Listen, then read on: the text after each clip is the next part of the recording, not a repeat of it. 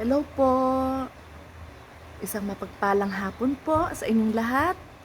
Muli po, ako po si Melissa Amil at nagbabalik po ako ngayon sa aking vlogs. At ako po ay nagka-countdown sa aking kaarawan. Meron na lang po ang natitirang 6 days bago po sumapit ang aking kaarawan.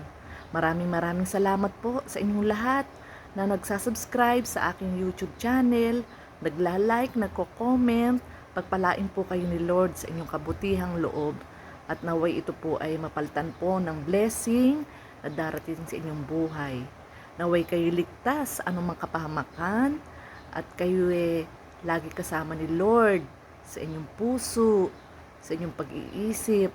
Iwaglit po natin ang ating galit sa ating kapwa. Ang nasa puso natin ay lagi ang pagmamahalan.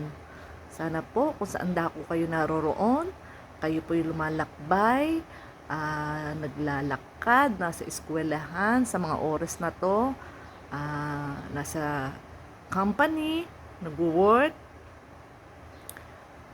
nagbumotor kayo, ligtas po kayo sa anumang kapamakan at kayo po ay i-guide ni Lord sa oras-oras, minuto at bawat saglit ng ating buhay ay tayo po ay panatag dahil nasa puso natin si Lord. Amen. Ngayon po, ako po ay andito ngayon sa aking tahanan.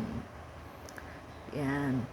Bali, ngayon po ay January 17, 2025. 18, 19, 20, 21. Oh, 6 days to go before my 53th birthday. Nalalapit na po ang aking kaarawan. Alam nyo, minsan lang naman po tayo magkaroon ng, sa isang taon, isang beses lang naman po sumasapit ang ating kaarawan. Pasalamat muna tayo kay Lord at binigyan pa tayo niya ng another life, another year, another chance na yung parang pag dumating yung birthday mo, tapos after ng nag-celebrate kayo halimbawa ng kaunti, nagkainan, tapos kinabukasan, new me, bagong ako na. Yung parang sumapit yung birthday ko para akong nabinyagan, magbabago na ako, kung anong gawin ko nung 52 ako, paltan ko na ngayong 53 ako na isang mabuting tao na. Ganun po. At kasabihan nga po, pag birthday, mag-iingat. At saka po, maghahanda tayo kahit konti kung meron. Sinasabi rin nila na yung pansit, pampahaba ng buhay, spaghetti, dahil mahaba ko yun. Kahit papaano po, maidaos po natin ang ating kaarawan.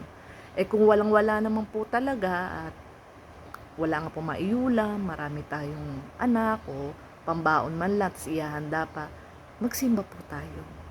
Magsimba po tayo, magpasalamat tayo sa ating Panginoon. At tayo binuhay pa niya ng isa pang taon. At hilingin po natin na, Lord, thank you po, pinagkaloob mo sa akin ang ganitong taon na 53 na taon po. Sana another years pa po. Lord, kayo na po bahala sa akin. Iligtas niyo po ako sa anumang karamdaman, kapahamakan, at mga tukso sa mga paligid na ikasasama natin. Kailangan tayo maging mabuting tao. Nang sa ganon, pag natin nakapiling si Lord sa taas, tayo po ay habang buhay na walang hanggang buhay, nadudun tayo sa kanyang tabi. At wala na tayong mararamdamang anumang hirap, anumang pasakit, anumang yung pinagdaanan natin sa mundo, hindi na natin mararanasan sa kalangitan. Kapiling ang ating Panginoon. Kaya tayo po sa ating kaarawan, yung mga ka-birthday ko po, marami rin po akong ka-birthday dito sa sa aming lugar. Puro mga January. Kahit mga artista, mga January. Ang daming January. Si Alden Richard, January 2 yun.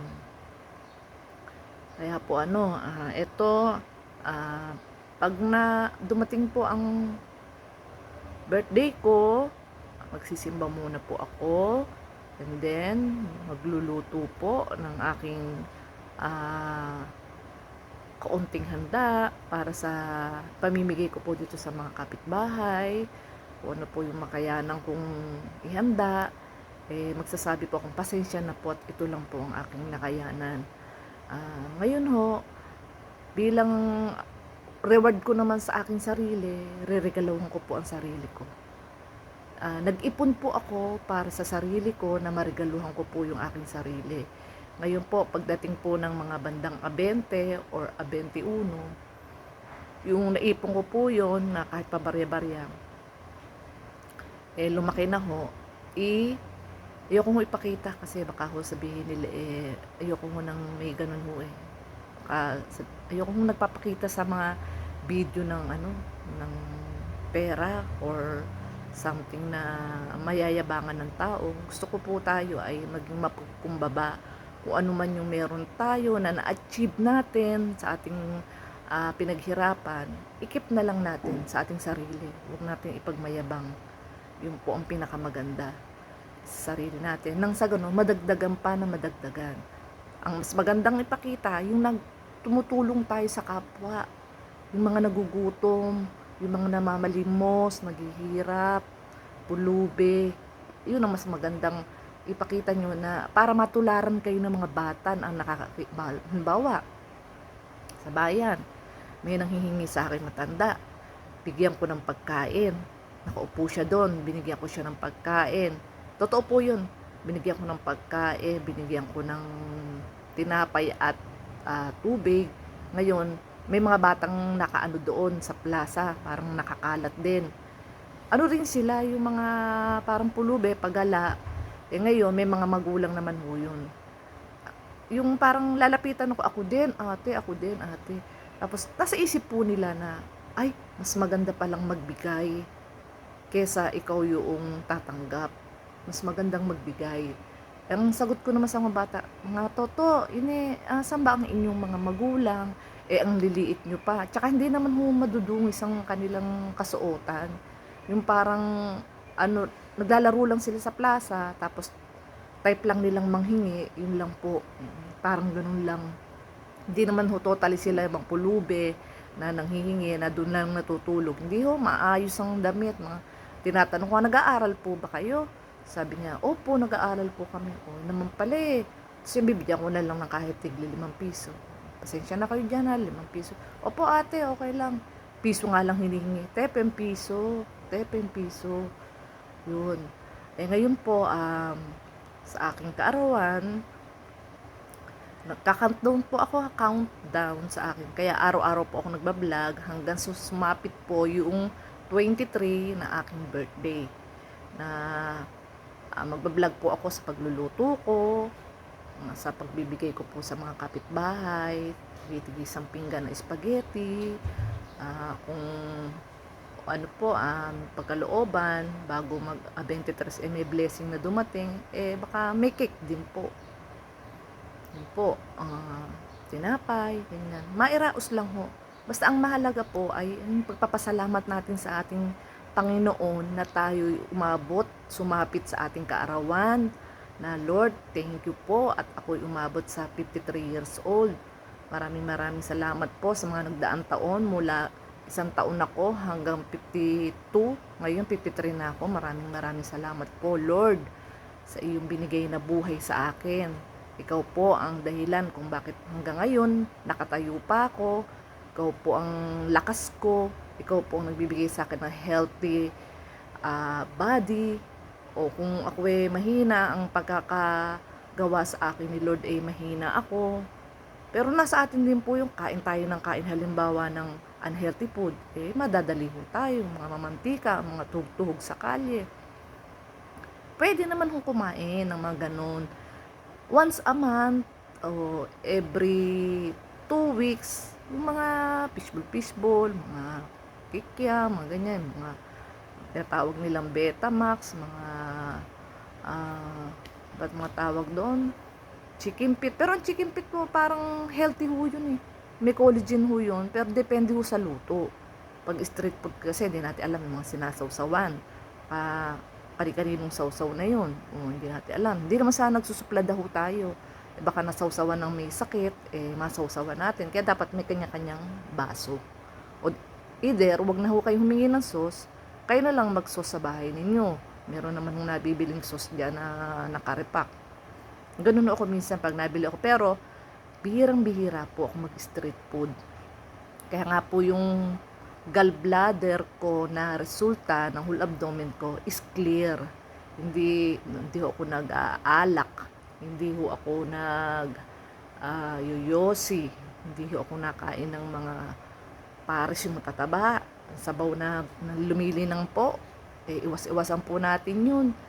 Pwede ho siguro, pero occasionally, hindi naman ho totally, kayo, kung kaya, matibay ang ng tiyan nyo, at pwede sa inyo yun. Hindi naman, ako, cholesterol ho ako.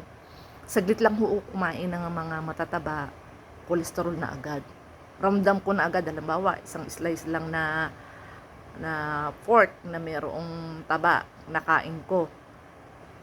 Titibok agad yung dito ko. Effective na effective ho talaga sa akin yung cholesterol na kinain ko. Kaya sabi ko, ano ba naman tong dugo ko? Type AB plus po kasi ako. AB positive po kasi ako. Ngayon, nag-donor na rin ako ng dugo ko nga ho Giintay pa nga ho ako uli ng nagbibigay po uli ako ng dugo sa Red Cross. Bali, nagbigay ako October, November, December, January, ngayon pwede na rin, or di kaya February. Pag may nagpa-schedule sa mga ospital na donation ng blood, magbibigay po ako. AB positive po, bibigay po ako. Kasi maganda rin po sa atin yun, sa kalusugan natin yung nagbibigay ho tayo, nagdo-donor ho tayo. Bukod sa nakakatulong na ho tayo sa kapwa natin, yung nangangailangan ng dugo na nagkasakit po, halimbawa sa mga blood bank, sa mga Red Cross, sa mga ospital, kailangan ng donation ng dugo, o yung kadugo natin sila. Bukod doon na nakakatulong tayo, natutulungan din natin yung kalusugan natin. Siyempre, pag nabawasan na ho tayo ng isang bag na dugo, yung ganyang kalaki lang naman ho yun, na yung umaanda rin, gumaganon ho. Ngayon, kung lilinis ho yung ating blood, after nun, kumain tayo ng maraming gulay, leafy, green vegetable, mas maganda. Mas dark ang vegetable, mas maganda, tulad ng talong, okra, carrot, broccoli, repolyo, yan, kalabasa, yung mga matitingkad ang kulay, kahit sa prutas, yung matitingkad po, yan po ang the best sa ating kalusugan. Huwag po tayo mag-iinom ng masyadong soft drinks, bawalo. Huwag tayong maninigarilyo, huwag tayong mag-aalak. Kumbaga, occasionally ho, pwede. Baka naman sabihin nyo sa akin, ba't ka nangangailam? Gusto namin uminom. Concern lang po ako sa kalusugan ninyo. Alam niyo po, ang buhay ngayon, sasaglit lang. Makikita nyo, naglalakad, after 1 week, nakapost na siya sa tarpaulin. Yun po, sasabihin nila, kasi palainom yan ganyan-ganyan. Kaya po, ingat-ingat po tayo sa ating kalusugan. Number 1 yan. Di bali tayo walang pera, ang mahalaga, walang sakit. Kasi wala nang pera, magkakasakit pa. Paano na huya? May stress ho tayo. Lalo tayo magkakasakit sa pag-iisip na, ano kaya ibabayad ko sa ospital? Wala na nga pera, nakasakit pa ng ganito. Hindi naman tayo katulad ng mga mayayaman na nakakasakit na talagang pwedeng isugod sa ibang bansa o sa malalaking ospital na talagang may pera. Tayo simpleng tao, simpleng mamamayan. Kaya po tayo ay mag-iingat sa ating kalusugan. Mahalin po natin ang ating sarili. Inom tayo ng 8 basong tubig araw-araw. Or di kaya, kahit paminsan, magbuko juice ho kayo. Yung fresh ho Pag kanina nagbuko juice ho ako. May dumating, 40 pesos ang isa. Na pinasalin ko agad sa pitchel. Ayoko kasi erekta dun sa plastic niya. Hindi naman sa nagsusupladang baka marumi yung plastic ng mama. Sabi ko, teka lang po, kuha kong pitchel ko. Ayun. Nakailang na po ako, wiwi. Ang ginhawa, ang ganda sa kidney. Maganda po sa kidney yun. Tapos 8 glass of water a day. Hindi naman 8 baso, inumin nyo dire-diretso. Delikado ho yung sa heart. At saka baka hindi ho dumiretso sa baka sa lungs natin